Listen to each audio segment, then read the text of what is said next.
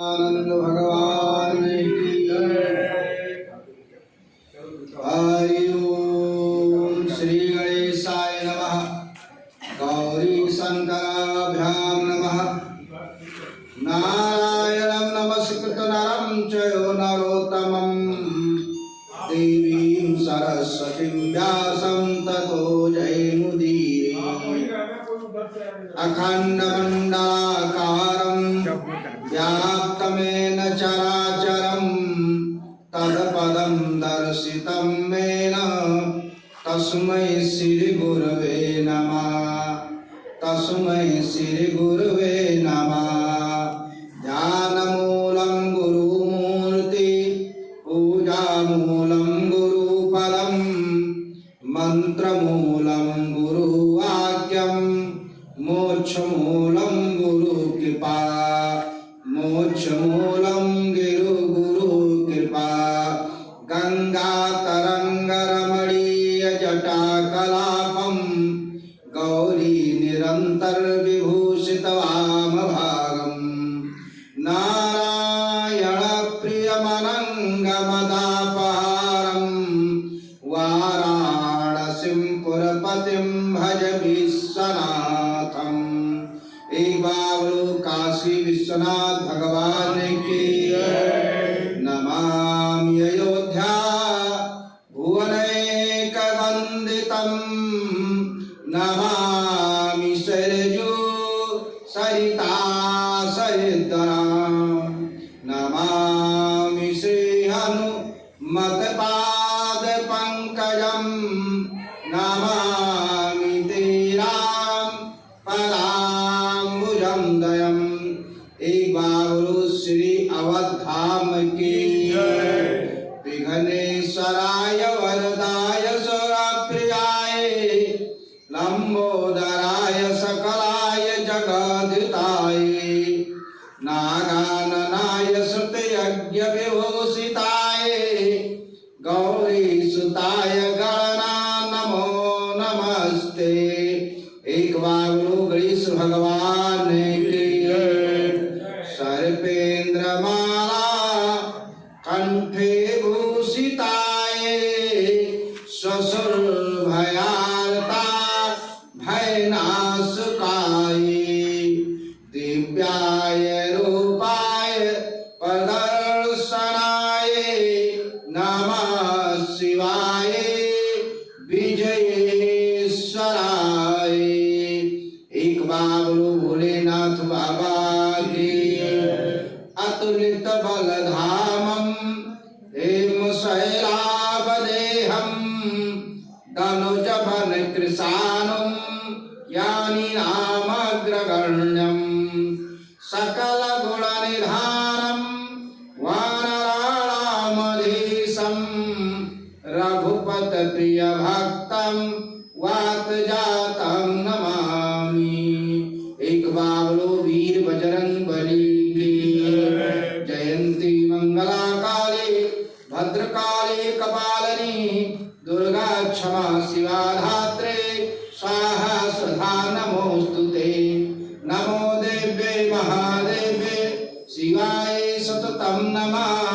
नमः प्रकृत भद्राय नियता प्रणताय स्मतां या देवी सर्वभूतेषु मातरूपेण संस्थिता नमस्तस्यै नमस्तस्यै नमस्तस्यै नमो नमः। एक बाबलो आसक्ति ब्रह्मा भगवती की श्री राम राम रघुनंदन राम राम श्री राम राम भरताग्रज राम राम श्री राम राम रणकर्कश राम राम श्री राम राम शरणं भव राम राम। सियावर रामचंद्र की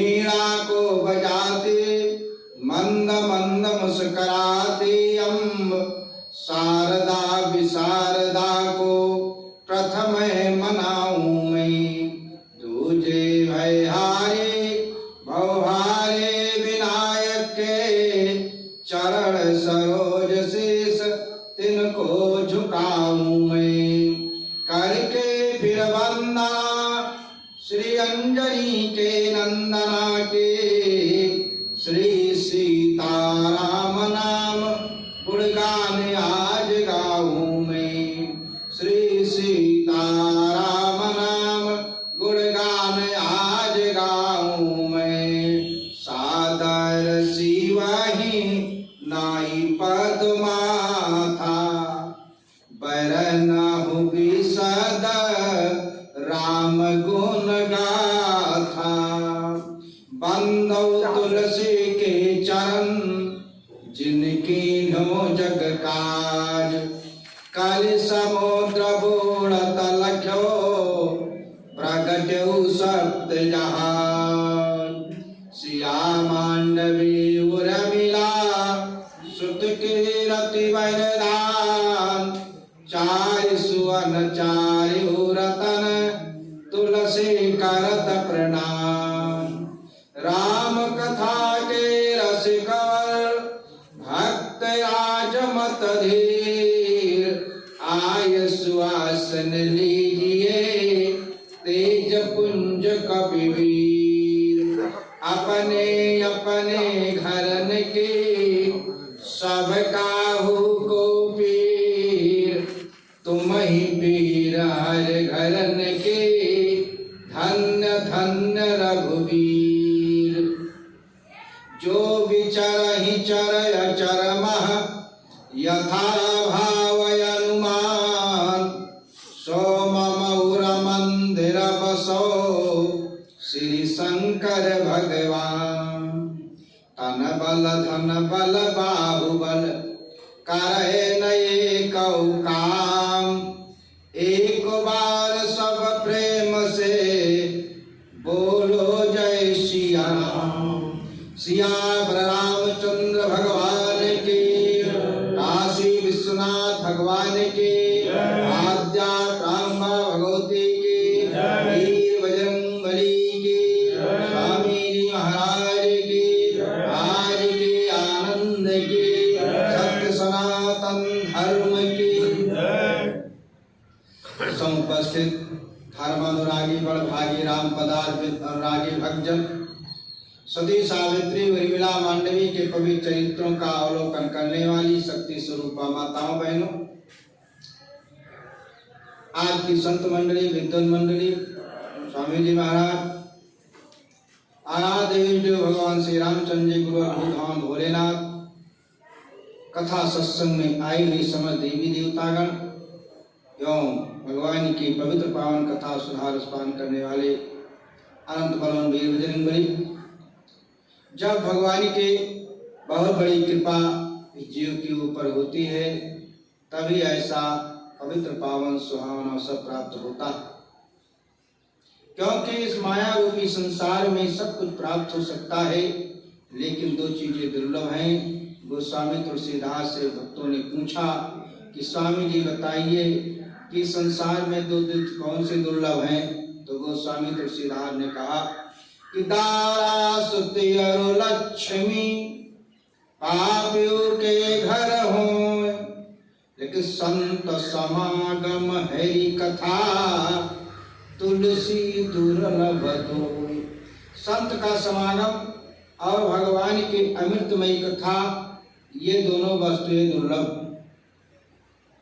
गोस्वामी तुलसीदास जी काशीपुरी में 80 घाट पर निवास कर रहे थे। एक भक्त उनके पास पहुंचा और कहा, स्वामी जी जब हम पूजा पाठ करने बैठते हैं या भगवान का नाम लेने के लिए बैठते हैं या सत्संग में बैठते हैं तो हमारा मन इधर उधर चला जाता है। तो पूजा करने बैठते हैं तो मन नहीं लगता है, इसलिए जो है हम उसको छोड़ देते हैं कि जब नहीं मन लगता है तो क्या करें। गोस्वामी तुलसीदास ने कहा, नहीं, आप बैठें, मन लगे या न लगे, मन अगर भागता है तो अभ्यास के द्वारा, क्योंकि गीता में भगवान श्री कृष्ण ने अर्जुन से कहा है मन बहुत चंचल, मन दो जगह पर ही जाता है, या तो काम पर जाएगा या राम पर जाएगा, या संसार में जाएगा या भगवान में जाएगा। दोनों जगह मन नहीं रह सकता है, मन केवल एक है। तो कहा जहाँ राम तहाँ काम नहीं, जहाँ काम नहीं राम, और तुलसी दोनों की रहें रवि रजनी एकठाम। तो गोस्वामी तुलसीदास ने कहा कि अगर आप सत्कर्म में बैठे हैं, सत्संग में बैठे हैं, और मन अगर मान लिया इधर उधर कुछ चला भी गया, लेकिन सत्संग में जाने पर लाभ ही लाभ होगा। क्योंकि बिनु सत्संग विवेक न होई, और राम कृपा बिनु सुलभ न सोई। सत्संग में जाने पर ही विवेक जागृत होता है। कैसे? जैसे गोस्वामी तुलसीदास जी से उस भक्त ने प्रश्न किया कि स्वामी जी ये बताइए, प्रमाण दीजिए, मान लिया मेरा मन नहीं लगता है, हम बैठे हुए हैं, तो हमको उसका फल मिलेगा कि नहीं मिलेगा? तब गोस्वामी तुलसीदास ने कहा कि तुलसी अपने ईश को रीझ भजो चाहे खींच। का प्रमाण? का खेत पड़े पर जामी है, उलटे सीधे भी। किसान खेत में बोने जाता है, गेहूं बोता है, वो नहीं देखता है कि हमारा बीज उल्टा जा रहा है कि सीधा, लेकिन सब जम जाते हैं। इसी प्रकार से अगर भगवान के उसमें बैठे हुए हैं तो कल्याण ही कल्याण होगा। क्योंकि भाव कुहाव अनखयाल सहूं, और नाम जपत मंगल दिस दसहूं। मंगल ही मंगल होता है। भाव से जपो, चाहे कुभाव से जपो, चाहे अनख से जपो, चाहे आलस से जपो, किसी प्रकार से जपो। प्रमाण दिया कि भाव सहित शंकर जप्यो। बोले बाबा राम राम भाव से जपते हैं तो उनको भगवान मिले। भाव सहित शंकर जप्यो, जप्यो कुभाव से बाल। वाल्मीकि मरा मरा जप करके अब ब्रह्म के समान हो गई, भगवान के समान हो गई। उल्टा नाम जपत जग जाना, वाल्मीकि भई ब्रह्म समाना। भाव सहित शंकर जप्यो, जप्यो कुभाव से बाल।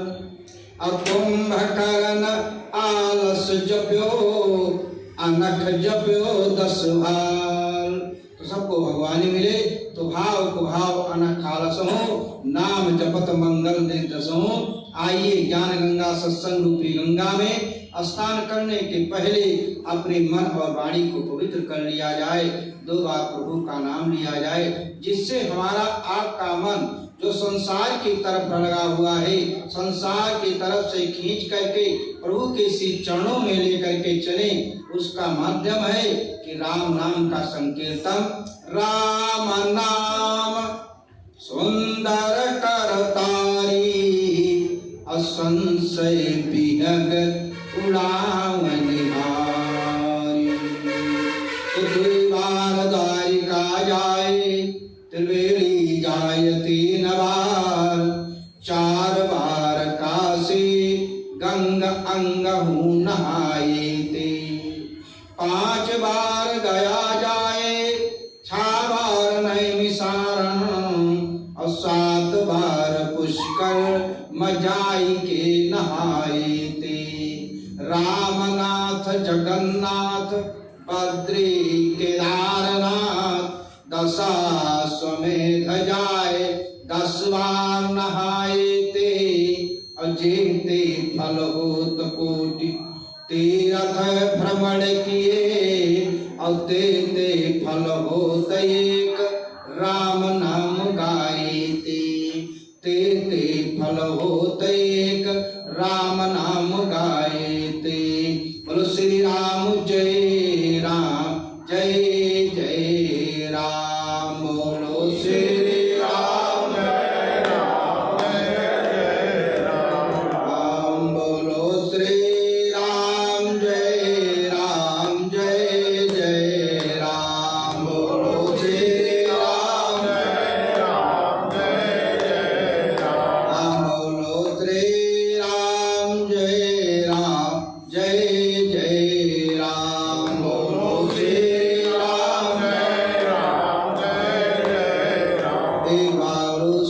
सच्चिदानंद भगवान की जय। बाबा भोलेनाथ कैलाश पर्वत पर आसक्ति प्रांबा भगवती जगत जननी जगदम्बिका उमा से कहते हैं कि हे देवी, बिनु सत्संग विवेक न होई, और राम कृपा बिनु सुलभ न सोई। क्योंकि सत्संग अपने बस की बात नहीं, ये भगवान की कृपा पर निर्भर है। भगवान की बिनु हरि कृपा, एक तो सत्संग भगवान की कृपा पर, बिनु सत्संग विवेक न होई, राम कृपा बिनु सुलभ न सोई, और भगवान की बिनु हरि कृपा मिले नहीं संता। भगवान की कृपा पर ही संत का मिलन होता है। सत्संग में जाने पर लाभ ही लाभ होता है, क्योंकि बाबा भोलेनाथ देवी सती को सत्संग प्राप्त करने के लिए, भगवान की कथा सुनाने के लिए, यद्यप भोले बाबा के द्वारा रची वो राम कथा है, लेकिन सती जी को सुनाने के लिए दक्षिण भारत में अगरसी के आश्रम पर लेकर के गए। उस समय सती जी का मनोभाव बहुत ऊंचा, कितनी जल्दी जाएं, उस अमर कथा को प्राप्त कर लें, आवागमन से मुक्त हो जाएं। इसलिए भावना का ही फल होता है, भाव का फल ही होता है। भावना पाषाण को भगवान बना देती है। मंदिर में भगवान नहीं है, न पत्थर में भगवान है, भगवान हमारे आपके हृदय में है। क्योंकि ये मन रूपी मंदिर, जिस मन रूपी मंदिर में या संसार को बैठा लो या तो भगवान को बैठा लो, दो में एक ही बैठेगा, क्योंकि मन एक होता है। सती जी जब कथा सुनने के लिए चली तो उनका जो है, उनको देवी की उपाधि दी गई। संग सती जग जननी भवानी, जगत की माता देवी सती जा रही हैं। लेकिन जब अगर इसी के आश्रम पर पहुंची और उनके अंदर तर्क वितर्क हो गया, संशय हो गया कि ये हमको क्या सुनाएंगे, और उस तर्क वितर्क में पड़ करके सती ने कथा को सुना, लेकिन भगवान की कथा को मान करके नहीं सुना, एक राजा रानी की कहानी को मान करके सुना। और जब कथा सुनने के बाद में फिर अपने कैलाश पर्वत की ओर चली, तो उनकी जो डिग्री थी संग सती जग जननी भवानी, वो सारी डिग्री छीन ली गई। बल्कि मुनि सन विदा मांग त्रिपुरारी, अचरे भवन संग दक्ष कुमारी। दक्ष की पुत्री पिता का परिचय दिया और अपने पति भोले बाबा के समझाने पर, क्योंकि भगवान राम लक्ष्मण सीता को ढूंढ रहे थे, तो पार्वती ने उस पर भगवान भोलेनाथ ने सच्चिदानंद कह करके प्रणाम किया, लेकिन सती के अंदर ये बात समझ में नहीं आई। इसलिए सती अपने पति भोलेनाथ बाबा से तर्क वितर्क करने लगी, यानी उनको नहीं मानने के लिए तैयार हैं, क्योंकि एक पिता होते हैं, एक परम पिता भगवान, और पिता संसार के पिता माता पिता। और जब कन्या का विवाह पिता अपनी कन्या का कन्यादान कर देता है, तो उस कन्या के लिए उसका एक तीसरा रिश्ता हो जाता है पति परमेश्वर कहा जाता है। और उस धर्म पत्नी के आगे जो है परमात्मा दूसरे नंबर पर चले जाते हैं। जो परम पिता नंबर 1 पर भगवान है, वहाँ पर उस नारी के लिए भगवान का दूसरा नंबर हो जाता है, और नंबर 1 पर उसके पति आ जाते हैं। एक ही धर्म एक व्रत नेमा, काय वचन मन पति पद प्रेमा। इसलिए सती भोले बाबा उनके पति ने उनको समझाया, 5 मुखों से समझाया, लेकिन सती की बात समझ में नहीं आई। फिर परीक्षा लेने के लिए गई। इसके बाद में यानी भगवान को नहीं माना, राम को जो है भगवान नहीं माना सती ने। तो एक तो परम पिता को छोड़ा और दूसरा पति को नहीं माना, ना परम पिता को माना। किसको माना? अपने पिता दक्ष को माना। और जब दक्ष कनखल में यज्ञ कनखल में यज्ञ उन्होंने ठाना, प्रजापति बनाए गए, तो सती को निमंत्रण नहीं दिया। फिर भी भोले बाबा ने अपने पांचों मुखों से सती को समझाया, लेकिन वहां पर सती ने अपने पति परमेश्वर को नहीं माना, उनके वचन को नहीं माना, तो परम पिता को छोड़ा, भगवान को नहीं माना, अपने पति को नहीं माना और अपने पिता दक्ष को माना और जाकर के पिता के यहाँ पहुंची। अपने मैके में नैहर में पहुंची तो वहां क्या हुआ कि सादर भले ही मिली अकमाता, अभागनी मिली बहुत मुस्काता। और जिस पिता जो दक्ष अपनी 60 कन्याओं में सबसे ज्यादा प्रेम देवी सती को करते थे, आज भोलेनाथ के बैर से सती को देख करके दक्ष आग बबूला हो गए, रोम रोम जलने लगा। सती जी पश्चाताप करने लगी कि मैं शंकर कर कहा न माना, मैंने भोले बाबा का कहना नहीं माना, अपने पति का कहना नहीं माना, पतिव्रता धर्म का त्याग कर दिया और परम पिता को भी छोड़ दिया। अब मैं कहाँ जाऊं? यहाँ पिता नैहर में पिता के पास आई तो पिता ने भी त्याग कर दिया। सती के पिता, पति और भगवान तीनों छूट गए। तो सती ने कहा अब मैं क्या करूं? सती ने कहा अब अपने शरीर को त्याग कर देना ही ठीक है। सती ने दृढ़ निश्चय कर लिया, लेकिन सत्संग में अगर इसी के आश्रम पर सत्संग भगवान की कथा में सुनने के कारण, बैठने के कारण, सत्संग में जाने के कारण जिस सती ने परम पिता परमात्मा भगवान को भोलेनाथ के कहने के अनुसार नहीं माना, आज अंतिम समय में वही सती जो है परम पिता के शरण में चली गई, अगर भगवान के शरण में चली गई। और सती ने जब अपने शरीर का त्याग किया तो परमात्मा को याद किया, परम पिता को याद किया, भगवान को याद किया। पश्चाताप जो उसने किया था प्रायश्चित, उस प्रायश्चित को सोच करके सती परमात्मा भगवान के शरण में चली गई और भगवान से निवेदन करते हुए सती ने मांगा, सती मरत हरिशन बर मांगा कि जन्म जन्म शिव पद अनुरागा।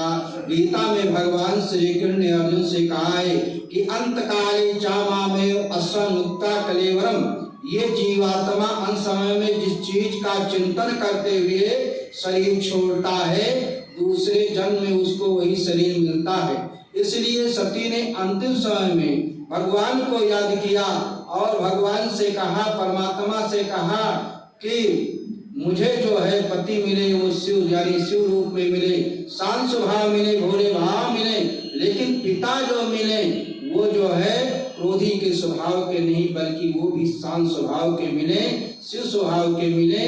इसलिए दूसरे जन्म में राजा हिमांचल के यहाँ जाकर पुत्री रूप में अवतार लिया। कहने का मतलब ये कि सत्संग में जाने पर लाभ ही लाभ होता है।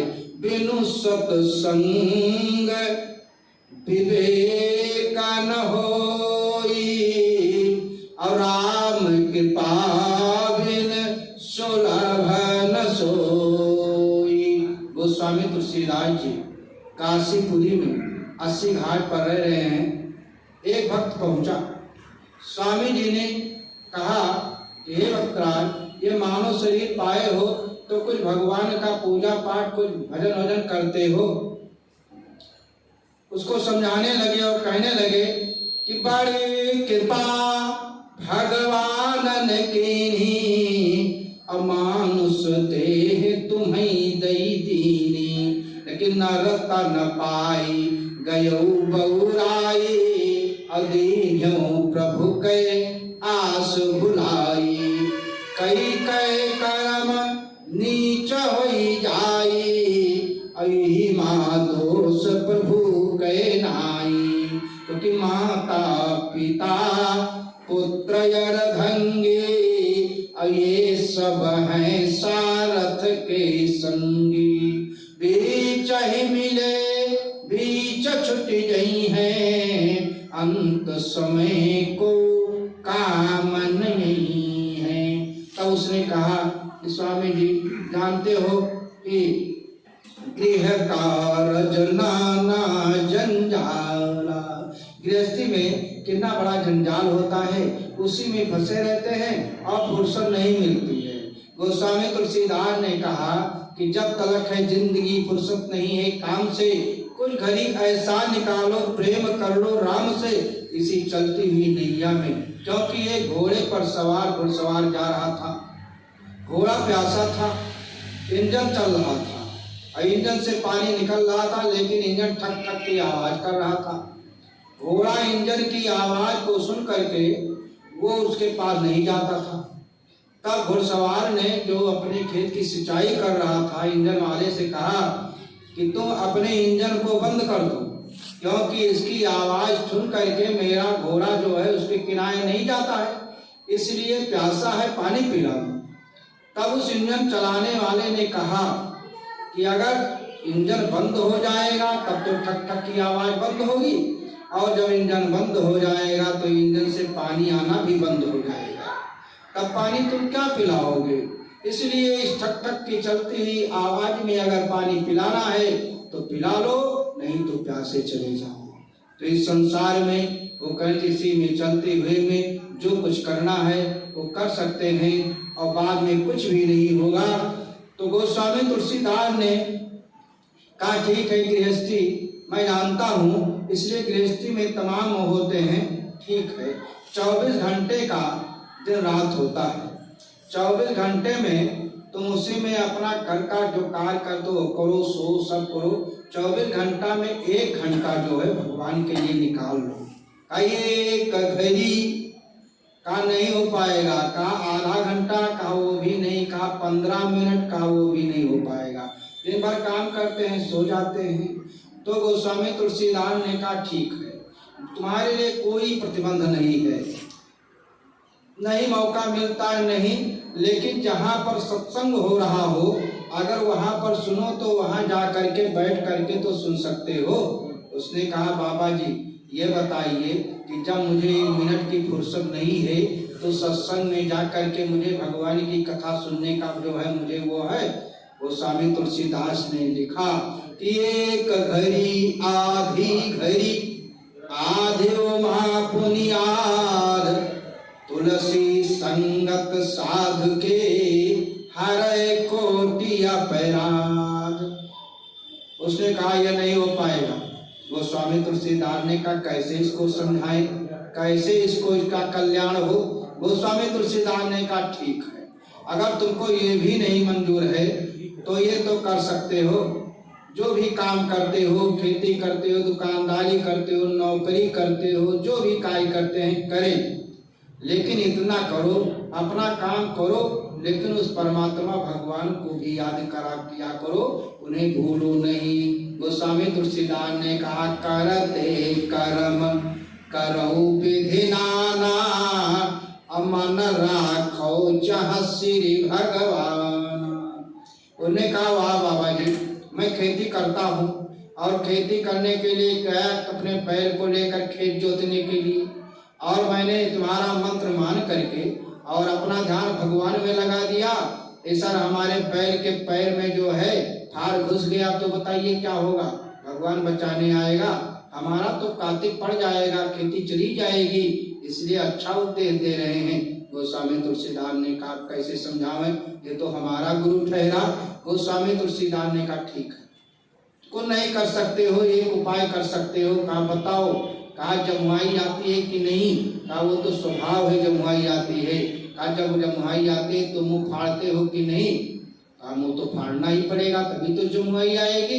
तो गोस्वामी तुलसीदास ने कहा कि जब जमुआई आने लगे तो तुम राम कह करके राम कह दिया करो। क्यों, जमुआई आएगी मुंह फाड़ना ही पड़ेगा और राम में भी मुंह फाड़ना पड़ेगा। तो जब जमुआई में फाड़ना ही पड़ेगा तो राम कह दोगे। उसने कहा इससे हमें क्या लाभ मिलेगा। गोस्वामी तुलसीदास ने कहा इससे तुम्हें लाभ ये निकलेगा कि तुलसी राके कहत ही निकसत पाप पहाड़, पुनियावन नहीं देत है माँ कर देत किवाड़।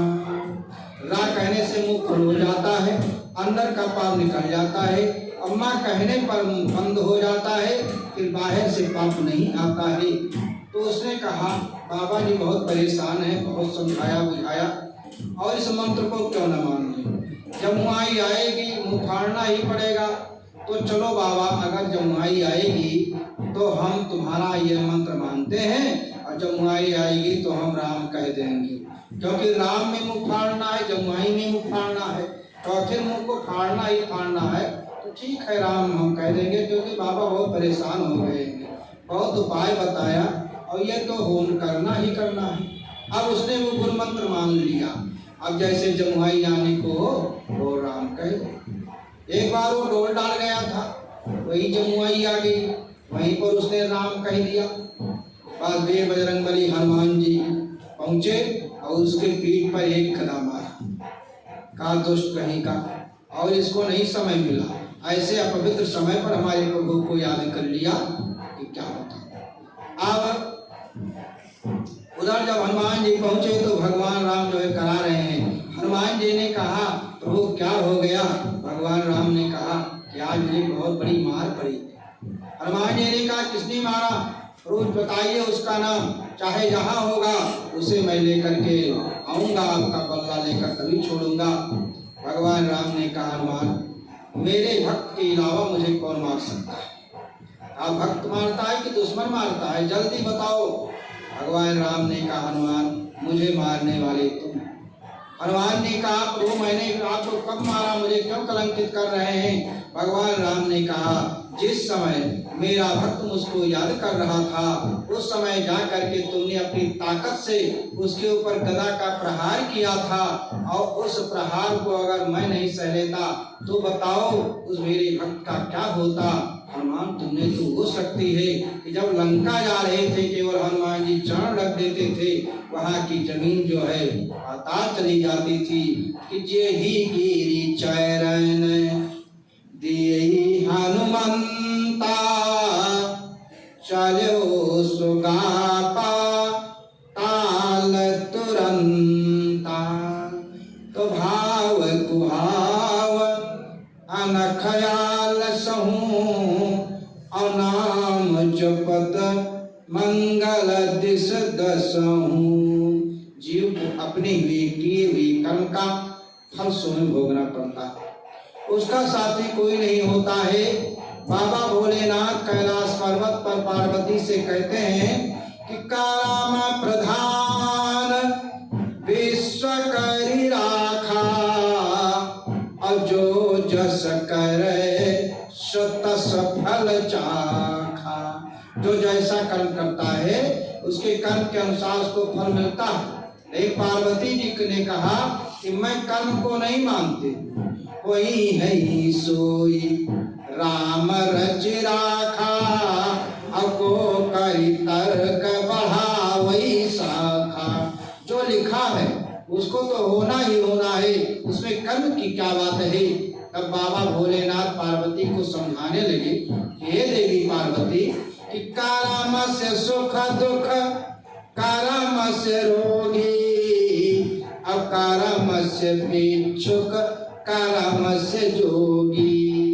कर्म ही मिले शुद्ध वितनारी, और बात नहीं कौन नारी। कर्म ही मरई बालपन माता, और बात नहीं कौन ताता। कर्म प्रधान विश्व करी आखा, जो जस करे शतस फल चाखा। बोले बाबा ने कहा अगर कर्म नहीं होता तो सबको एक समान होना चाहिए। कोई राजा है, कोई रंक है, कोई किसी से परेशान है, कोई किसी से परेशान है, ऐसा क्यों। पार्वती ने भोले बाबा से कहा कि जब हमको प्रमाण दोगे तब मैं मानूंगी, नहीं वैसे नहीं मानूंगी। पार्वती ने भोले बाबा से प्रश्न किया, ये भोलेनाथ अगर कर्म ही प्रधान है तो ये बताइए कि सीता ने कौन सा ऐसा कर्म किया जिस सीता के लिए भगवान श्री राम वन में इतना भटके, इसके बाद में जा करके रावण को मार करके और सीता को अयोध्या लेकर के आए। और आज सीता को गर्भवती हालत में जंगल भेज दिया। अगर ये बात समझा दो तब तो मैं कर्म पर मानूंगी, अन्यथा मैं कर्म पर विश्वास नहीं करूंगी। बाबा भोलेनाथ पार्वती से कहने लगे, हे देवी पार्वती, 4 वेद 6 शास्त्र में बात मिली है दो, कि सुख दीने सुख होता है, दुख दीने दुख हो। 4 वेद 6 शास्त्र का निर्णय यही है कि किसी को आप परेशान करोगे स्वयं परेशान रहोगे, किसी को दुखी देखोगे स्वयं दुखी रहोगे, किसी को सुखी देखोगे स्वयं सुखी रहोगे। व्यास जी ने 18 पुराणों की रचना किया। 18 पुराण रचने के बाद में पूरे पुराण 18 पुराण का उन्होंने निष्कर्ष मात्र एक श्लोक में दे दिया।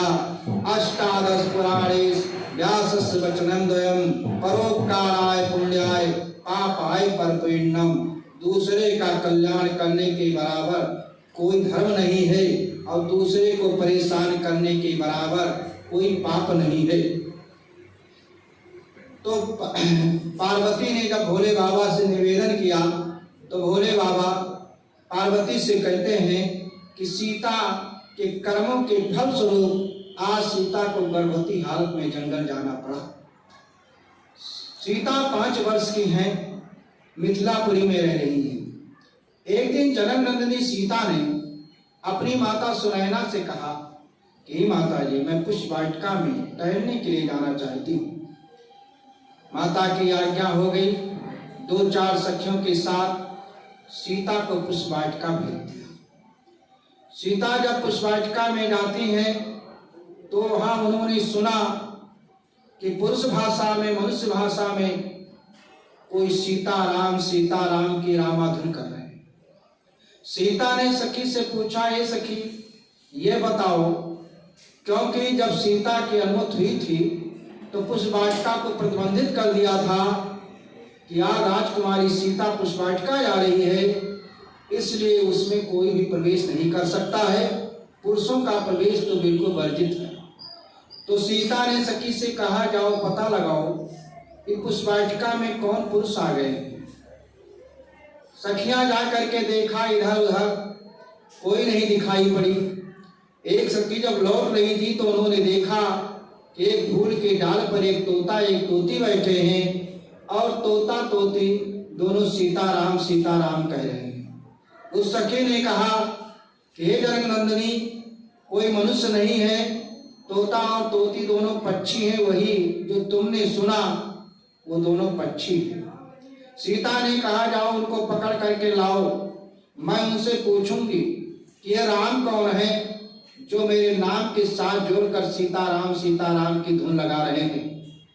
आज मैं आई तो मैंने सुना, इस प्रकार से रास्ते में चलने वाले तमाम लोगों ने सुना होगा, इसलिए उसको पकड़ करके लाओ, मैं उनसे पूछूं ये राम कौन है। ये कथा पद्म पुराण की है, सीता वनवास की।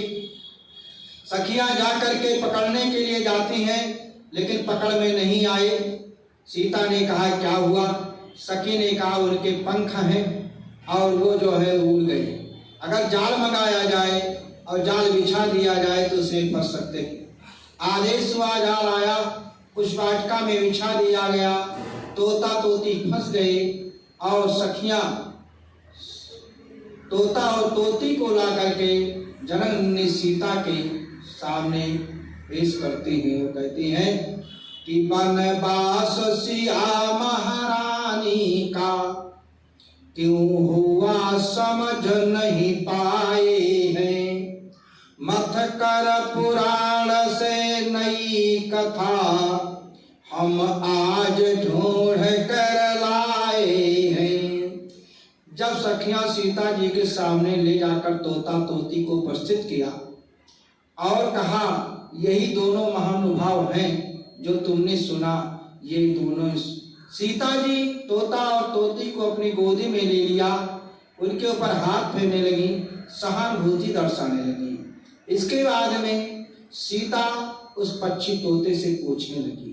बाबा भोलेनाथ कैलाश पर्वत पर पार्वती से कह रहे हैं कि सीता ने पहले कर मेले पुचकारा है, फिर बाद में मीठे शब्दों से ये सुंदर वचन उचारा है। तब सीता उस पक्षी तोते से पूछने लगी कि यह पक्षी तोते यह बताओ कि यह राम कौन है? जो तुम सीताराम सीताराम कह रहे हो, राम का परिचय दीजिए, आखिर ये राम कौन है? तो उस तोते ने कहा कि मिथिलापुरी की रहने वाली महाराज जनक की कन्या जिसका नाम सीता है, अयोध्या नरेश महाराज दशरथ के पुत्र राम, ये सीता और राम का विवाह होगा, इसलिए मैं सीताराम की धुन कह रहा हूं। सीता ने तोते से पूछा कि तुमको ये कहां से मालूम हुआ कि यह बात कहो कैसे जानी कि सीतापति होंगे रघुनंदन, क्या अवध नरेश बनेंगे पति जो सूर्य वंश के कुलभूषण। तुमको ये बात कहां से मालूम हुई कि सीता और राम का विवाह होगा? तब उस तोते ने कहा कि थे महामुनि यक वाल्मीक जिसने यह वचन सुनाए हैं, मथ कर पुराण से नई कथा हम आज ढूंढ कर लाए हैं। कहा महान वाल्मीकि के द्वारा मुझको ये पता चला। सीता ने कहा तुम पक्षी वो मानो, और महान वाल्मीकि तुमको कहाँ मिल गए, पूरी बात बताओ। तब तोता सीता जी से कह रहा है कि अब से हजारों वर्ष पहले की बात है, हम और हमारी तोती घूमते हुए एक जंगल में पहुंचे। बरगद का बहुत बड़ा पेड़ था, उसी बरगद की डाल पर विश्राम करने लगे और उसी बरगद के नीचे बाबा वाल्मीकि बैठे हुए थे। तोता सीता जी से कह रहा है कि अब हुए हजारों वर्ष सियार, हम वन में कहीं से आए थे, तब वाल्मीकि जी स्वामी ने ये सुंदर वचन सुनाए थे। तब महान वाल्मीकि ने हमको ये बताया। सीता ने कहा ऐ पक्षी तुमने पूछा या वैसे सुनाने लगे? तुम पक्षी वो मनुष्य, तुम्हारा उनका सत्संग कैसे हुआ, पूरी बात बताइए, क्योंकि तुम्हारी बातों पर मुझे विश्वास नहीं हो रहा है। अगर बात झूठी ठहरी तो तुम्हारा गला दाब कर मार डालूंगी, क्योंकि तुमने अपमान किया है। तब तोता कहने लगा कि हम और हमारी तोती उस बरगद के पेड़ के डाल के ऊपर आराम कर रहे थे। नीचे महान वाल्मीकि जी बैठे कुछ लिख रहे थे, और जो लिख रहे थे उसको भाव से जोर जोर से कह रहे थे, वहीं पर सुन लिया। सीता ने कहा क्या लिख रहे थे? तोते ने कहा कि जीवन गाथा सब सिया राम की, जीवन गाथा सब सिया राम के, मुनिवर लिखते जाते थे, उस महापवित्र पुस्तिका को वही रामायण बतलाते थे। महान वाल्मीकि रामायण की रचना कर रहे थे, प्रसंग चल रहा था, वहीं पर मैंने सुना। तोते ने जनक नंदिनी सीता से कहा कि जो कुछ मैंने सुना था दिया तुम्हें बतलाए, अब जाने दो जान के रही सांझ लग जाए।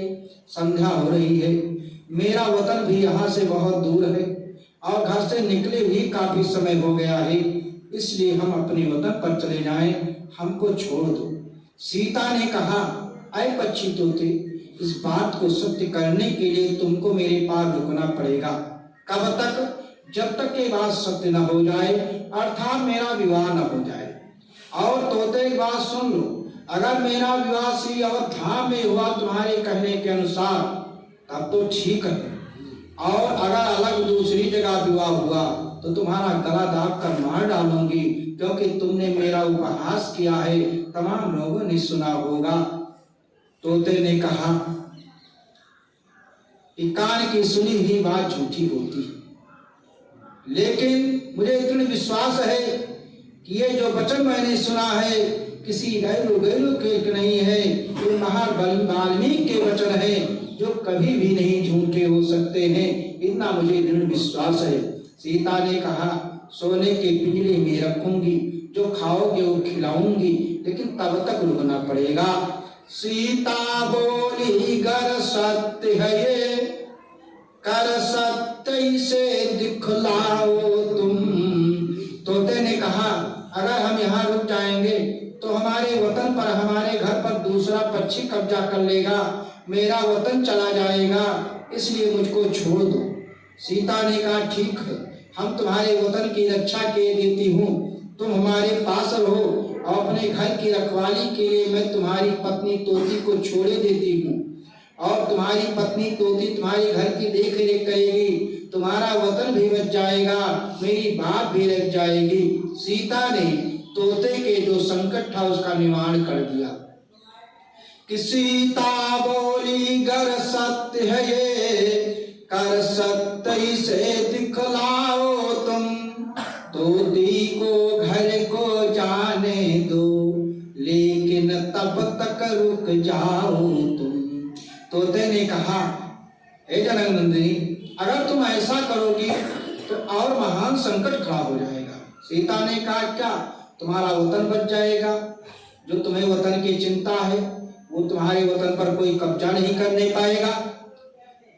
तोते ने कहा, अगर ऐसा करोगी तो बहुत धर्म संकट पड़ जाएगा। कहा, क्या?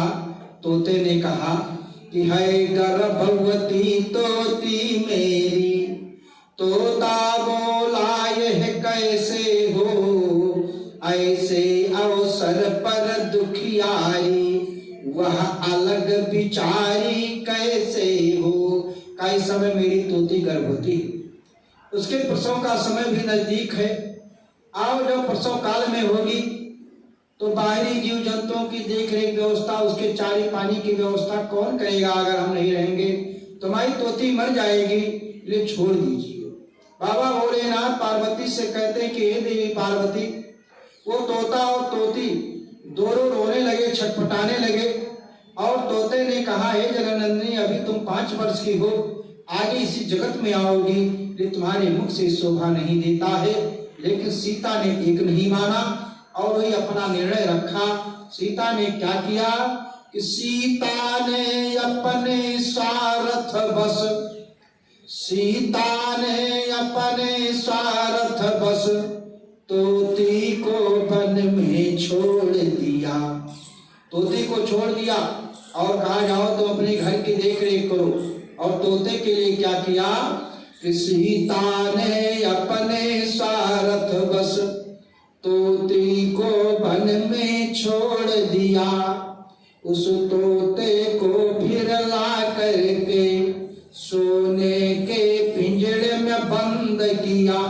सोने का पिंजरा मंगाया और सोने के पिंजरे में तोते को बंद कर दिया। लेकिन बाबा भोलेनाथ पार्वती से कहते हैं कि हे पार्वती, उस तोती ने महर्षि वाल्मीकि के आश्रम पर सत्संग सुना था, जहां पर तोती ने नारी धर्म के बारे में ये भी सुना था कि एक ही धर्म एक वतन मां, अकाय वचन मन पति पद प्रेमा। इसलिए पतिव्रता धर्म का पालन करते हुए उस तोती ने कहा, मैं कहीं नहीं जाऊंगी, जहां पर हमारे पति रहेंगे वहीं पर रहूंगी। फूल के डाल पर बैठी तोती रो रही है, सोने के पिंजरे में बंद तोता रो रहा है। दोनों अपने विरह में दुखी हैं, लेकिन 5 वर्ष की सीता को कोई वो नहीं है। इस प्रकार से पार्वती ने भोले बाबा से कहा कि हे भोलेनाथ, तो सीता ने बहुत बड़ा अपराध कर डाला। छोड़ना था दोनों को छोड़ देना चाहिए था, बंद करना था दोनों को बंद कर देना चाहिए था। तब बाबा भोलेनाथ पार्वती से कहते हैं कि पर विधि के लिखे अक्षरों को है कौन पलट करने वाला, अक्रोधित हो करके तोते ने है साप सिया को दे डाला। सोने के पिंजरे में बंद तोता क्रोधित होकर के सीता को श्राप दे देता है कि हम दोनों अपने विरह में दुखी हैं और तू खुशी हो, जाओ मैं तुझे श्राप देता हूं कि सीता ऐसे समय पर पत्नी दिहो छुड़ाए, गर्भवती हो जब भी निज पति से छुटी जाओ। जिस प्रकार से मेरी तोती गर्भवती है, तुमने मेरी तोती का वियोग कराया है, उसी प्रकार से जब तुम गर्भवती होगी तो तुम्हारा भी तुम्हारे पति से वियोग हो जाएगा।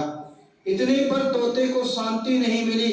तोता दूसरा श्राप देता है कि हे जनकनंदनी, जिस प्रकार से तुमने सोने के पेड़े में मुझे बंद किया है, उसी प्रकार से तुमको सोने के पेड़े में बंद होना पड़ेगा। आज तोते के श्राप से जनकनंदनी सीता सोने की लंका में अशोक वाटिका में पिंजड़े के समान बंद है और त्रिष्ठा से कहती है, न इसमें राम का दोष है, प्रभु का दोष है, न लक्ष्मण का दोष है, न रावण का दोष है, न मारीच का दोष है, सारा कर्म मेरा है। मोर अभाग्य जियावत वो ही, जय हो हरिपद कमल बिछोरी। अपनी की हुई कर्म के फल को याद करती है सीता कि मेरे कर्मों का फल है जो आज मैं भोग रही हूँ। इतने पर भी तोते को शांति नहीं मिली तो तीसरा श्राप तोता देता है। जिस प्रकार से मेरी तोती इस पुष्पवाटिका में मेरे विरह में दुखी होकर रो रही है, उसी प्रकार से जंगल में तुम भी अपने पति वियोग में रोगी। मारी मारी वन में घूम बिन प्रियतम के दुख पाए हैं, मत कर पुराण से नई कथा हम आज ढूंढ कर लाए हैं। बोले बाबा ने कहा कि हे देवी, इतना श्राप देने के बाद में सोने के पेड़े में बंद उस पक्षी तोते ने अपने शरीर का त्याग कर दिया। कितना कह करके तोते ने पिंजड़े में दम को तोड़ दिया। वो तोता शरीर को त्याग कर देता है और जब तोती ने देखा कि हमारे पतिदेव इस संसार को छोड़ करके चले गए हैं, तो तोती ने कहा कि अब मुझे इस संसार में रहना बिल्कुल बेकार है, क्योंकि उस तोती ने महर्षि वाल्मीकि के आश्रम पर सत्संग सुना था। उस सत्संग में तोती ने ये भी सुना था कि जीव बिन देह नदी बिन बारी, अतई सई नाथ पुरुष बिनु नारी। जैसे बिना जीव का शरीर, बिना किनारे की नदी, उसी प्रकार से बिना पुरुष के नारी का अस्तित्व समाप्त हो जाता है, अस्तित्वहीन हो जाती है। जो जानता है वो मानता नहीं, जो मानता है वो जानता नहीं। किसान बैल को 2 अक्षरों का ज्ञान करा देता है, 9 और तक। खेत जोतने जाता 9 बोलता, बैल घूम जाता तक कहता, सीधे चला जाता। बस भूखों मर जाएगा लेकिन मांस नहीं खाएगा। ये नहीं जानते हैं, फिर भी तोते को ले आइए, राम राम रट्टा दीजिए, सीताराम मानस की चौपाई रट्टा रहेगा। जानता नहीं फिर भी मानता है। जो जानता है वो मानता नहीं। एक शराब पीने वाला शराबी जानता है कि शराब पीने के बाद में मुझे गंदे नाले में लौटना पड़ेगा, फिर भी शराब पीता है। धन गया तो कुछ नहीं गया, शरीर गया तो थोड़ा गया, चरित्र गया तो सब गया। शरीर शराब में तीनों चीजें जाती हैं, धन भी जाता है, शरीर भी जाता है, चरित्र भी जाता है। ये जो जानता है वो मानता नहीं, जो मानता है वो जानता नहीं। जिस समय द्रौपदी की लाज को खींचने के लिए दुर्योधन ने अपने भाई दुशासन को नियुक्त किया और बीच सभा में द्रौपदी लाई गई, सबकी ओर देखा, सबकी गुहार लगाया, कोई नहीं बोले। तब द्रौपदी ने पूरी सभा को धिक्कारते हुए कहा, किसी के रोवत गीध आकाश में, आँखी के आगे न पाप समैले, और रावण गीधा में का समता, बस पाखी और चोचन से लड़ी गईले, और देश है सब लोग है, देश देशऊ है सब लोग है, पर ऊ दिनवा कहवा चली गईले, अलाज बचावई बदे पर नारे, अब भारत माँ गिधो मरी गईले। तो जो जानता है वो मानता नहीं, क्योंकि सतयुग में देवता और दानव अलग अलग लोक में रहते थे। देवता जो है स्वर्ग में रहते थे और दैत्य जो है पाताल में रहते थे, और मनुष्य जो है मृत्यु पृथ्वी लोक पर रहते थे। इसके बाद में जब त्रेता आया तो त्रेता में जो है देवता और दानव एक ही लोक में रहने लगे, जैसे राम और रावण। और द्वापर में देवता दानव एक घर में रहने लगे, जैसे युधिष्ठिर और दुर्योधन। और कलयुग में देवता और दानव एक शरीर में रह रहे हैं, प्रवृत्त हो गए। तो प्रेरक देवता दानव एक ही शरीर में। जब आप देव का कार्य करेंगे तो देवता कहे जाएंगे, और अगर मार के राक्षस वाला काम करेंगे तो कहेंगे भैया वो राक्षस हो गया। तो शरीर में निवास करने लगे इस प्रकार से चारों युगों में। तो कहने का मतलब कि जो जानता है वो मानता नहीं, जो मानता है वो जानता नहीं। और उस तोती ने क्या किया, जब तोते ने अपने शरीर का त्याग किया, कीर्तना कह करके तोते ने पिंजड़े में दम को तोड़ दिया। उस तोती ने वन में जाकर निज प्राणों को है छोड़ दिया। अब तोता तोती दोनों गोविंदाय नमो नमः हो गए। बाबा भोलेनाथ पार्वती से कहते हैं कि हे पार्वती, ये जीवात्मा एक शरीर छोड़कर दूसरे शरीर में प्रविष्ट हो जाती है। गीता में भगवान श्री कृष्ण ने अर्जुन से कहा है कि वंशांस जीर्णानि यथा विहाय नवान गृह्णान नरो पराणि तथा शरीराणि विहाय जीर्णान नैयान संयाति नवानि देहि।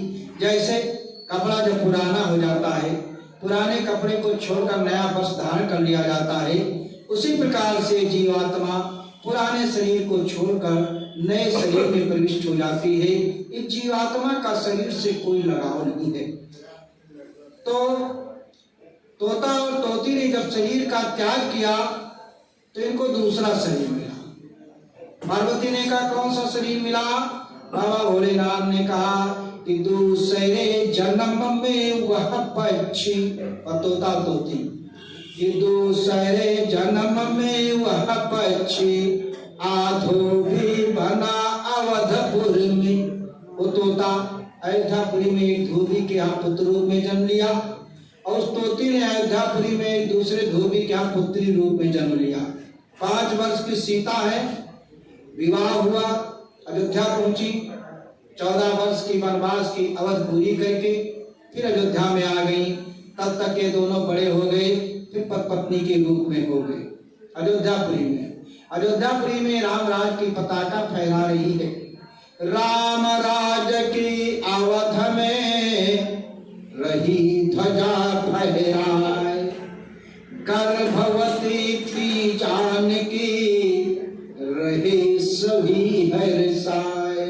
सीता गर्भवती है, सब लोग बहुत खुश हैं, और अयोध्या में राम राज की पताका फहरा रही है। राम राज के अवध में रही ध्वजा फहराए, गर्भवती थे जानकी रहे सभी हर्षाए। लेकिन तोते के श्रापों से दिन बुरे सिया के आए हैं, मत कर पुराण से नई कथा हम आज ढूंढ कर लाए हैं। एक दिन की बात है, वो धोबी अपने मैके से चली ससुराल को, बीच में पानी बरसने लगा, पानी रुकने का नाम नहीं लिया। किसी के घर रुकी थी, अब पानी निकले, अब पानी निकले। धीरे धीरे रात हो गई और रात को वहीं पर रुक गई।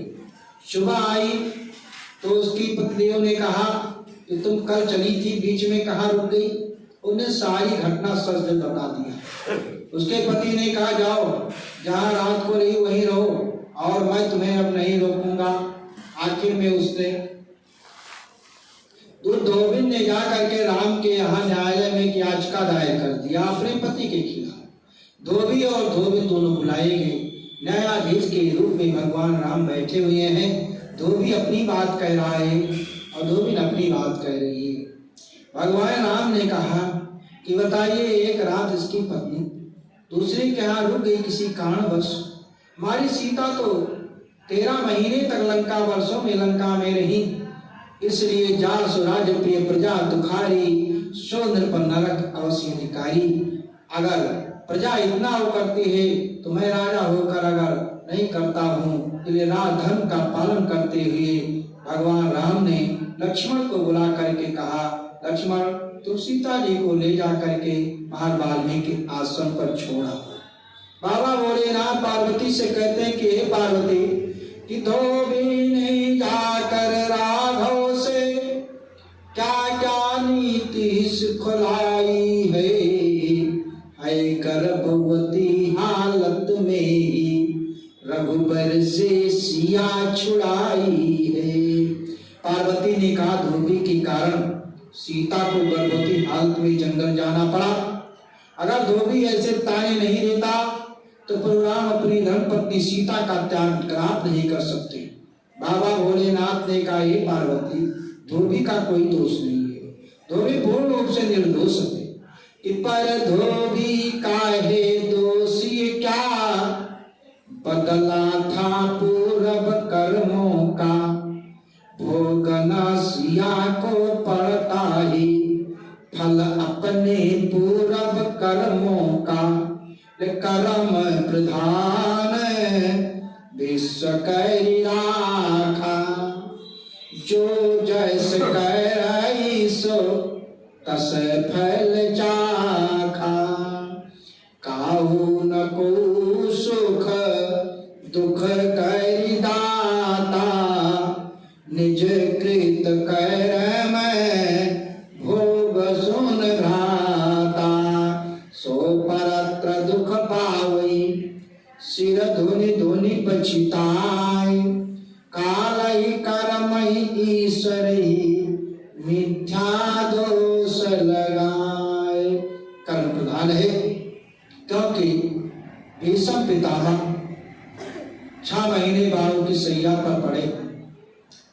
आखिरी समय आ गया सूर्य उत्तरायण का। भगवान श्री कृष्ण ने अर्जुन से कहा कि हे पार्थ, आज पितामह धराधाम से जाने वाले हैं, तो चलो उनका दर्शन करें, उनसे कुछ शिक्षा ग्रहण करें।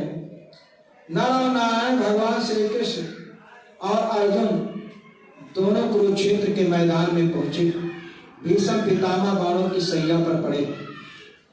अर्जुन ने भीष्म पितामह के चरणों में प्रणाम किया और भीष्म पितामह ने अपने मुख से भगवान श्री कृष्ण का प्रणाम किया।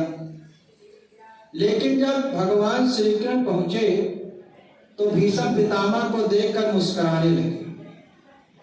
भीष्म पितामह ने कहा कि हे प्रभु, अंतिम समय में आपका दर्शन हो रहा है, लेकिन एक बात ये बता दीजिए कि हमारे पिता ने मुझे इच्छित मृत्यु का वरदान दिया है और इच्छित मृत्यु का वरदान प्राप्त कर होते हुए जब मैं चाहूं तब मैं शरीर को छोड़ूं, फिर मैं 6 महीने बाणों की सैया पर क्यों पड़ा रहा। भगवान श्री कृष्ण ने कहा, पितामह, ये तुम्हारे कर्मों का फल, कर्म प्रधान विश्व करी राखा, जो जस करे सो तस फल चाखा। भीष्म पितामह ने कहा, प्रभु, मैंने कोई ऐसा कर्म नहीं किया जो मुझे ये भोग मैं भोग रहा हूं। पितामह ने कहा, तो पूर्व जन्म का कर्म का फल होगा। का पूर्व जन्म में भी मैंने कोई नहीं कर्म किया। अरे पितामह, बहुत जन्म हो चुके हैं। भीष्म पितामह ने कहा, मुझे 72 जन्म की बात याद है कि ऐसा कर्म मैंने नहीं किया। भगवान श्री कृष्ण ने कहा, आगे कहा नहीं तो कहा, मैं 73 जन्म की कथा बता रहा हूं। तुम उस समय राजा थे, जंगल में शिकार खेलने के लिए गए, एक सर्प को मार करके उसको अपने धनुष की टंकोर से उठाकर फेंका। वो सर्प 6 महीने नागफनी के कांटे पर पड़ा रहा। उस सर्प के लिए नागफनी का कांटा ही उस बाण के समान था। उसी के कर्म के फलस्वरूप आज तुम 6 महीने बाणों की सैया पर पड़े रहे। तुम्हारे पिता शांतनु ने इस जन्म में तुम्हें इच्छित मृत्यु का वरदान दिया है, लेकिन जो तुम्हारा कर्म फल है 6 महीने का बाणों की सैया पर पड़े हुए 73 जन्म की कथा, जिस जन्म का कर्म का फल है। भीष्म पितामह को शांति हो गई, चलो किसी जन्म का कर्म फल वो भोगा। लेकिन भीष्म पितामह ने कहा, हे प्रभु, एक आसक्ति मेरे मन में बनी है और जब तक आसक्ति रहेगी तब तक मुक्ति नहीं होगी, मोक्ष नहीं प्राप्त करूंगा। इसलिए हे प्रभु, एक बात मेरी और जो है आप शंका मिटा दीजिए। कहा, बताइए। भगवान भीष्म पितामह ने कहा, प्रभु, जब आपका त्रेता में रामा अवतार था, राम के रूप में, मर्यादा पुरुषोत्तम राम के रूप में थे, उस समय एक पक्षी जटायु जो गीध अधम खग आमिष भोगी गति दीन ही जो जाचक जोगी, उस पक्षी जटायु को गोदी में लिए हुए रो रहे थे और भगवान राम ने अपने आंख से आंसू नहीं गिरने दिया उस जटायु के ऊपर।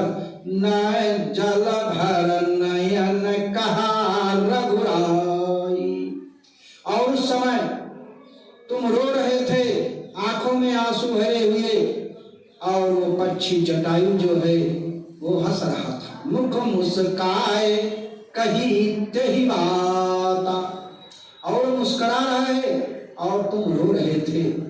भगवान राम भीष्म पितामह ने कहा कि एक तो वो है जिसने ना कोई सत्कर्म किया ना कुछ किया, उसके लिए तुम रो रहे थे।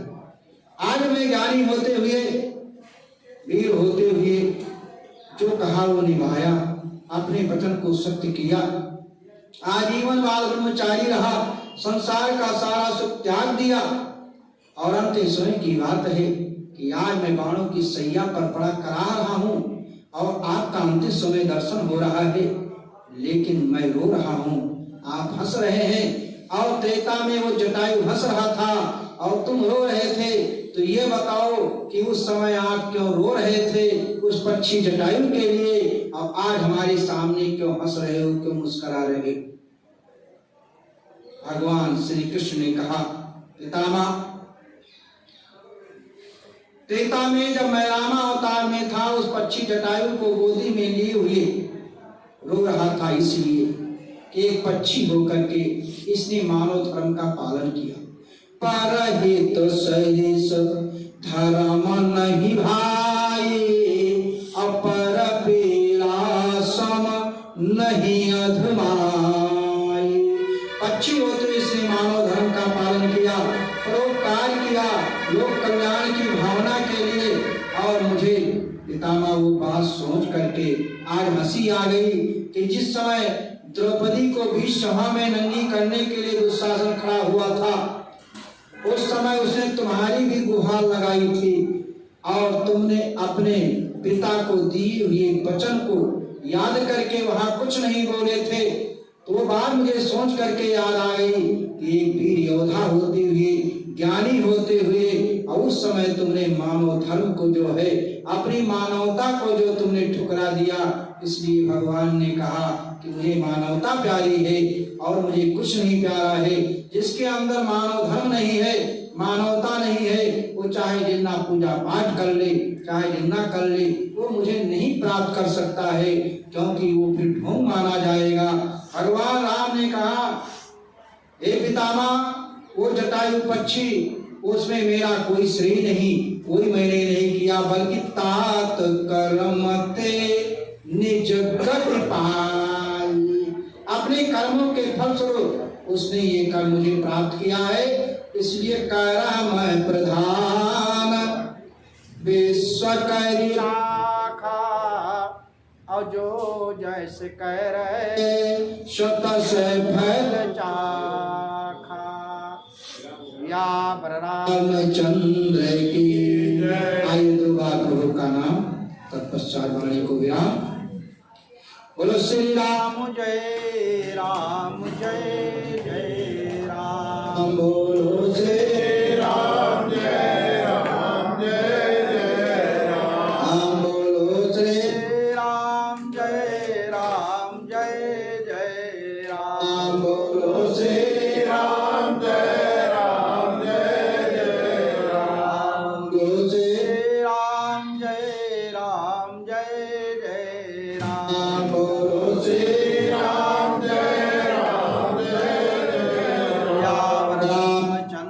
की जय, बजरंगबली की जय, काशी विश्वनाथ भगवान की जय, आद्या ब्रह्मा भगवती की जय, स्वामी जी महाराज की जय, आज की आनंद की सत्य सनातन धर्म की धर्म के धर्म का प्राणियों में विश्व का काल हर कष्ट हर दुख हर दारिद्र हर काल हर कष्ट हर दुख हर दारिद्र हर काल हर कष्ट हर दुख हर दारिद्र हर भक्तों के भंडार भर।